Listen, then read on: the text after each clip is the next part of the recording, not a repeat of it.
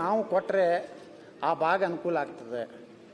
ಅದನ್ನು ನಾವು ಮಾಡದೆ ಬರೀ ಗ್ಯಾರಂಟಿ ಕೊಟ್ಟಿದ್ದೀವಿ ಅನ್ನೋದು ಬಿಟ್ಟರೆ ನಮ್ಮ ಉತ್ತರ ಕರ್ನಾಟಕದಲ್ಲಿ ಒಂದು ಭಾವನೆ ಬರ್ತಾ ಇದೆ, ನಾವು ಕರ್ನಾಟಕವನ್ನು ಒಡಿಲಿಕ್ಕೆ ತಯಾರಿಲ್ಲ.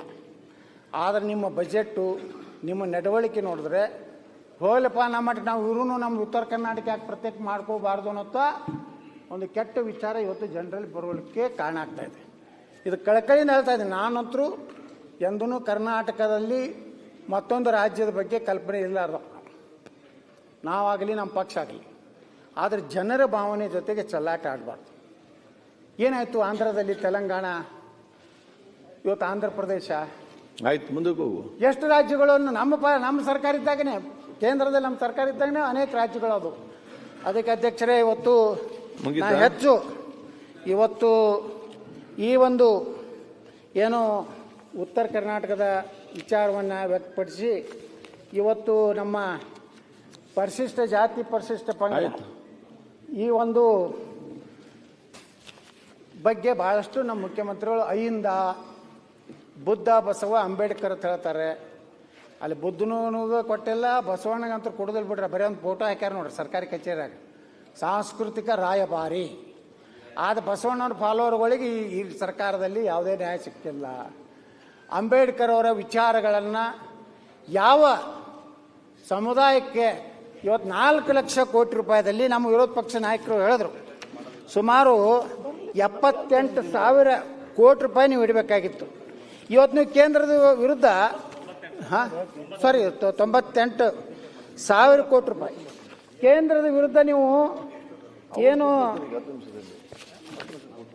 ಒಂದು ನಿನ್ನೆ ನಿರ್ಣಯ ಮಾಡಿಸಿದ್ರೆ ನಮ್ಮ ಕಡೆಯಿಂದ ಇಲ್ಲ ಏನಂದ್ರೆ ಕೇಂದ್ರ ಸರ್ಕಾರನೂ ಸಹ ನಮ್ಮ ಮಾದರಿಯಲ್ಲಿ ಈ ರೀತಿ SC TSPಗೆ ಏನು 24.10 ಏನು ನಮ್ಮ ಒಂದು ಜನಸಂಖ್ಯೆ ಆಧಾರದ ಮೇಲೆ ನೀವು ಕೇಂದ್ರದಲ್ಲಿ ಹಣ ಇಡಬೇಕು ಅನ್ನೋಂಥದ್ದು ನೀವು ನಿರ್ಣಯ ತಗೊಂಡ್ರಿ. ಅದಕ್ಕೆ ನಾವೆಲ್ಲ ಬೆಂಬಲ ಕೊಟ್ಟಿವಿ. ಆದರೆ ನೀವು ಈ ಸಲ ಬಜೆಟ್ನಲ್ಲಿ ಇಟ್ಟಿದ್ದು ಎಷ್ಟು? 42,000 ಕೋಟಿ. 42,000 ಕೋಟಿಯಲ್ಲಿ ಖರ್ಚು ಮಾಡಿದ್ದು ಇದರಿಂದ ಈ ಬೇರೆದಕ್ಕೆ ಇವತ್ತು ಡೈವರ್ಟ್ ಎಷ್ಟು ಮಾಡಿದ್ರಿ?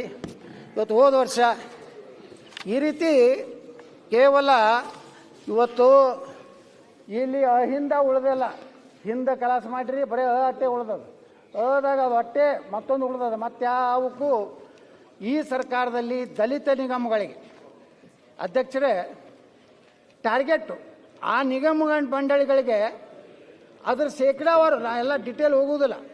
ಡಾಕ್ಟರ್ ಅಂಬೇಡ್ಕರ್ ಅಭಿವೃದ್ಧಿ ನಿಗಮ ಶೇಕಡಾವಾರು ಸಾಧನೆ 25%, ತಾಂಡಾ ಅಭಿವೃದ್ಧಿ ನಿಗಮ ಅದರದ ಸಾಧನೆ 25%, ಸಫಾಯಿ ಕರ್ಮಚಾರಿ ಆಯೋಗ ಇದು ಒಂದು ಏನು ಭಾಳ ಕಡಿಮೆ ಅಮೌಂಟ್ ಐತೆ, 3,75,00,000. ಅದ್ರಾಗ ಒಂದು 47% ನೀವು ಅದನ್ನು ಇದು ಮಾಡಿರಿ.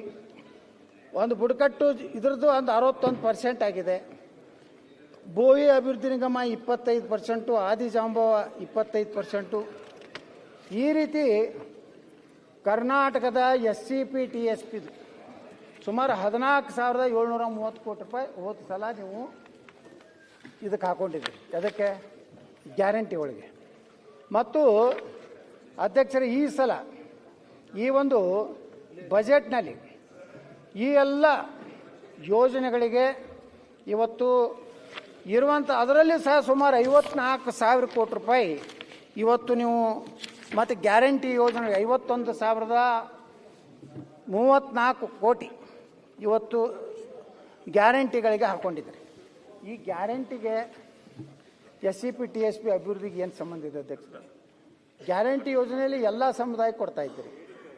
ಸ್ಪೆಸಿಫಿಕ್ ಆಗಿ SCP TSPಗೆ ನೀವು ಕೊಡಬೇಕಾದಂಥದ್ದನ್ನು ಇವತ್ತು ಕೊಡದೆ ಇವತ್ತು ಎಷ್ಟು ಟ್ಯಾಕ್ಸ್ ಕಲೆಕ್ಷನ್ ದಿನ ಒಂದೊಂದು ಬಜೆಟ್ನ ಹೇಳೋದೇ ಬೇರೆ.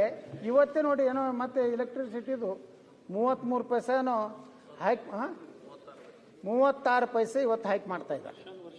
ವರ್ಷದಿಂದ ವರ್ಷ ಮತ್ತು ಮುಂದಿನ ವರ್ಷ ಎಷ್ಟೋ ಇದೆ, ಮುಂದಿನ ವರ್ಷ ಅಂದರೆ ಈಗಿಂದಲೇ ಸ್ಟಾರ್ಟ್ ಆಯಿತು. ಒಂದು ಕಡೆ ಉಚಿತ ವಿದ್ಯುತ್ ಹತ್ತೀರಿ, 2 ರೂಪಾಯಿ 15 ಪೈಸೆನೇ ಇತ್ತು, ಇವತ್ತು 7 ರೂಪಾಯಿ ಆಗಿದೆ. ಈಗ ಆಸ್ತಿ ನೋಂದಣಿ ಶುಲ್ಕ ಶೇಕಡಾ 600%